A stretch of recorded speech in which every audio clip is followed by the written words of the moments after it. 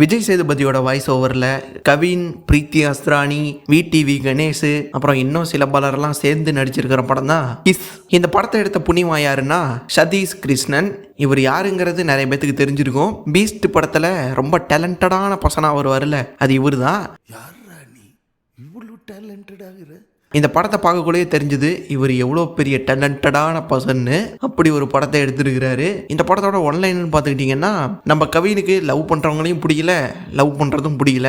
அப்படி இருக்கிற ஒருத்தருக்கு ஒரு நாள் ஒரு விஷயம் நடக்குது. அதாவது ஒரு பவர் கிடைக்குது. அந்த கிஸ் கொடுக்குறவங்களோட ரெண்டு பேர்த்தோட ஃப்யூச்சரும் அவர் கண்ணு முன்னாடி தெரியும். அந்த மாதிரியான ஒரு பவர் அவருக்கு கிடைக்கும். அந்த பவர் கிடைச்சதுக்கப்புறம் இது எதனால் கிடைச்சதுங்கிறத கண்டுபிடிக்கிறது தான் இந்த படத்தோட பேசிக் அவுட்லைன் இல்லைனா ஒன்லைன். இந்த கான்செப்ட்லாம் எனக்கு பார்க்கக்குள்ள ஓகேவாக தான் தெரிஞ்சிச்சு. சரி, அதுக்கு ஒரு பேக் ஸ்டோரிலாம் கொடுத்துருந்தாங்க, அதுவும் நல்லாவே இருந்துச்சு. ஓகே, ஒத்துக்கிற மாதிரி இருந்துச்சு. ஆனால் அதை கண்டினியூவிட்டியாக கரெக்டாக அந்த பவரை கொண்டு போனாங்களான்னு கேட்டிங்கன்னா இல்லை, அப்படி கொண்டு போகவே இல்லை. அப்புறம் அந்த அவருக்கு பவர் கிடைக்கிற அந்த விஷயம் வந்துட்டு ஹீரோயின் மூலியமாக தான் கிடைக்கும். அதை ஹீரோயின்கிட்ட போய் டேரெக்டாகவே கேட்டிருக்கலாம், எதுக்காக புக்கு கொடுத்தீங்கன்னு. அப்படி கேட்காம ஏதேதோ பண்ணி அதை பற்றி தெரிஞ்சுக்கிற மாதிரி காமிச்சிருந்தாங்க. அது கொஞ்சம் கூட நம்புற மாதிரியும் இல்லை, ஏற்றுக்கவும் முடியல. போய் டேரெக்டாகவே கேட்டிருக்கலாம், நீங்கள் என்னை பார்த்துருக்கிறீங்களாங்கிற மாதிரி மட்டும் கேட்டுட்டு இல்லைன்னு சொன்னவனே அதை அப்படியே விட்ட மாதிரி காமிச்சிருப்பாங்க. அதை பார்க்க என்னடா பண்ணிட்டு இருக்கிற அப்படிங்கிற மாதிரி தான் ஃபீல் ஆச்சு. ஒரு பேசிக் சென்ஸ் இருக்கிறவன் போய் இதை எதுக்கு என்கிட்ட கொடுத்தீங்க அப்படிங்கிறத கேட்டுடலாம். இதில் அப்படி காட்டவே மாட்டானுங்க.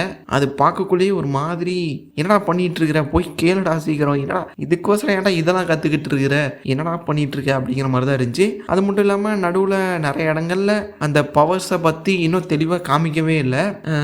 நல்லா காமிச்சிருக்கலாம். இப்போ ஃப்யூச்சரில் நடக்கிறதே ஒருத்தனுக்கு தெரியுது, அதை வச்சு எவ்வளவோ பண்ணியிருக்கலாம். ஒவ்வொருத்தங்களுக்கெல்லாம் கஷ்டம் வர மாதிரி காமிச்சிருப்பாங்க, அதெல்லாம் கொஞ்சம் சரி பண்ணுற மாதிரி அப்படிலாம் காமிச்சிருக்கலாம். அதை வந்துட்டு இவனுக்கு ஒரு பிரச்சனைன்னு வரக்குள்ள தான் மற்றவங்களோட பிரச்சனையை போய் எடுத்து சரி பண்ணுற மாதிரிலாம் காமிச்சிருப்பாங்க. அது இந்த பாவம் புண்ணியம் கணக்கு மாதிரி செஞ்சிட்டு இருப்பாங்க. அதெல்லாம் பார்க்குறதுக்கு கொஞ்சம் நல்லா இல்லை.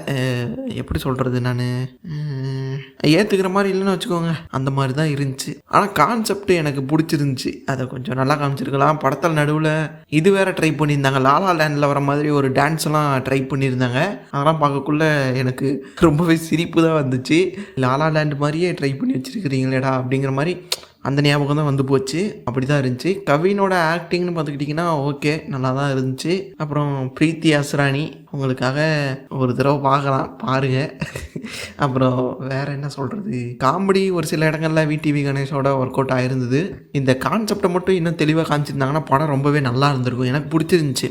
கிஸ் பண்ணி ஃப்யூச்சரை பார்த்து அதை கொஞ்சம் இன்னும் நல்லா எக்ஸ்ப்ளோர் பண்ணி நல்லா காமிச்சிருக்கலாம். அதெல்லாம் நல்லா தான் இருந்துச்சு. கான்செப்ட்டு இன்னும் கொஞ்சம் நல்லா எடுத்துருக்கலாம். ரொம்ப டேலண்டடான பர்சன், ரொம்ப டேலண்ட்டாக காமிச்சிட்டாருன்னு நினைக்கிறேன். ஓகே தான், பேக் ஸ்டோரிலாம் எனக்கு பிடிச்சிருந்துச்சி.